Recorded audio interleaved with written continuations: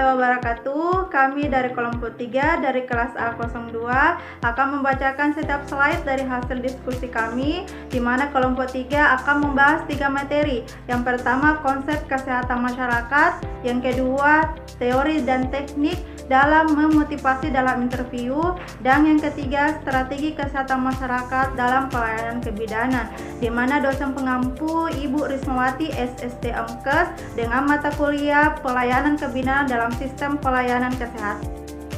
Di kelompok 3 beranggotakan 7 orang. Yang pertama saya sendiri, bidang INAR, NIM B24061111. Yang kedua, bidan wayang Anggreni Grace Jayanti. Yang ketiga, Eka Lestari Anwar. Yang keempat, Nur Akfirayanti. Yang kelima, Andi Asriani. Yang keenam, Jusnaini. Dan yang ketujuh, Sartina.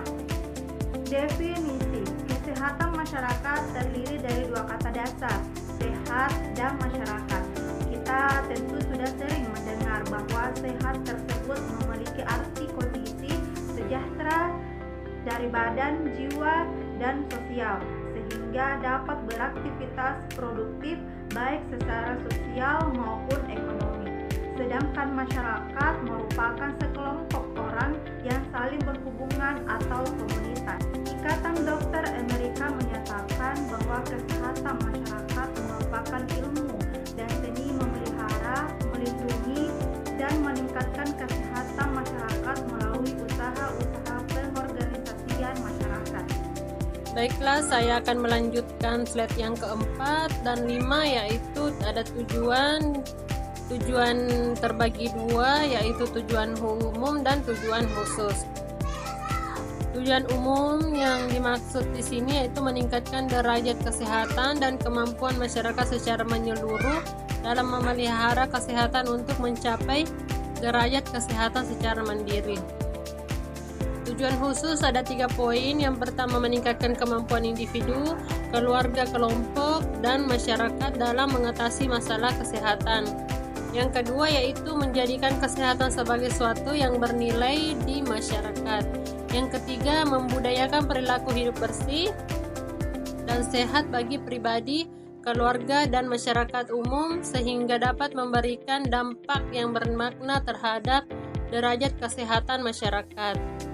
Selanjutnya, prinsip kesehatan masyarakat terbagi 3, yaitu peningkatan kesehatan, perlindungan kesehatan, kualitas pelayanan kesehatan, dan sosial. Lingkup kesehatan masyarakat, yaitu yang pertama promotif. Promotif yaitu upaya untuk meningkatkan kesehatan yang meliputi usaha-usaha peningkatan gizi, pemeliharaan kesehatan perorangan, pemeliharaan kesehatan lingkungan, olahraga secara teratur, istirahat yang cukup sehingga seseorang dapat mencapai tingkat kesehatan yang optimal. Yang kedua yaitu preventif. Preventif yaitu upaya untuk mencegah terjadinya suatu penyakit melalui usaha-usaha pemberian imunisasi pada bayi dan anak. Ibu hamil melakukan pemeriksaan kesehatan secara berkala untuk mendeteksi penyakit secara dini. Yang ketiga yaitu kuratif. Kuratif yaitu upaya yang ditujukan terhadap orang yang sakit untuk dapat diobati secara tepat dan akurat sehingga dalam waktu yang singkat dapat dipulihkan kesehatannya. Yang keempat yaitu rehabilitatif. Rehabilitatif yaitu upaya yang ditujukan terhadap penderita yang baru pulih dari penyakit yang dideritanya. Terima kasih, saya Eka Lestari Anwar akan melanjutkan materi teori dan teknik dalam memotivasi dalam interview. Pengertian motivasi. Motivasi adalah karakteristik psikologis manusia yang memberi kontribusi pada tingkat komitmen seseorang. Teori pengharapan kadang disebut teori ekspektansi atau expectancy theory of motivation, dikemukakan oleh Viktor Frankl pada tahun 1964. Menurut teori ini, motivasi merupakan akibat suatu hasil dari yang ingin dicapai oleh seseorang dan perkiraan yang bersangkutan bahwa tindakannya akan mengarah kepada hasil yang diinginkannya itu. Selanjutnya yaitu fungsi motivasi.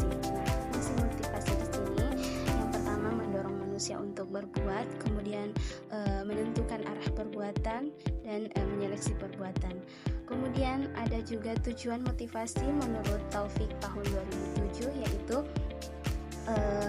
untuk menggerakkan seseorang agar timbul keinginan untuk melakukan sesuatu sehingga dapat memperoleh hasil dan mencapai tujuan tertentu.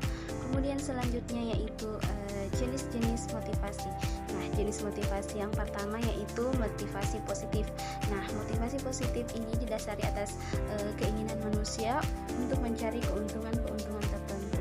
Kemudian yang kedua yaitu motivasi negatif. Nah, motivasi negatif ini sering dikatakan sebagai motivasi yang bersumber dari rasa takut. Kemudian yang ketiga yaitu motivasi dari dalam atau intrinsik. Nah, motivasi ini timbul dalam diri pekerja sewaktu dia menjalankan tugas atau pekerjaan dan sumber dari dalam pekerja sendiri. Kemudian yang terakhir motivasi dari luar atau ekstrinsik. Nah, motivasi ini muncul sebagai akibat adanya pengaruh dari luar pekerjaan dan dari luar diri pekerja itu sendiri. Selanjutnya yaitu teknik dalam motivasi dalam interview. Nah, ya dibagi menjadi 3 yaitu collaboration, evaluation, dan autonomy. Collaboration yaitu kerjasama antara konselor dengan konseli untuk mengeksplorasi motivasi dengan cara suportif. Kemudian evaluation yaitu melibatkan konselor memperpanjang motivasi klien. Dan autonomi yaitu meletakkan tanggung jawab untuk berbuat pada klien dan menghormati kehendak bebas. Strategi kesehatan masyarakat dalam pelayanan kebidanan. Strategi pendekatan dalam promosi kesehatan. Promosi kesehatan adalah salah satu bentuk upaya pelayanan kesehatan yang berorientasi pada penyampaian informasi tentang kesehatan guna penanaman pengetahuan tentang kesehatan sehingga tumbuh kesadaran untuk hidup sehat. Terdapat 2 strategi promosi kesehatan yaitu strategi global menurut WHO. 1. Advokasi, 2. Dukungan sosial, 3. Pemberdayaan masyarakat. Strategi promosi kesehatan berdasarkan Piagam Ottawa. 1. Kebijakan berwawasan kebijakan, 2. Lingkungan yang mendukung, 3. Berorientasi pelayanan kesehatan, 4. Keterampilan individu, 5. Gerakan masyarakat. Terima kasih atas kesempatan yang diberikan kepada saya.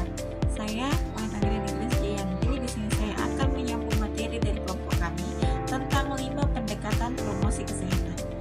5 pendekatan promosi kesehatan. Yang pertama adalah pendekatan medik.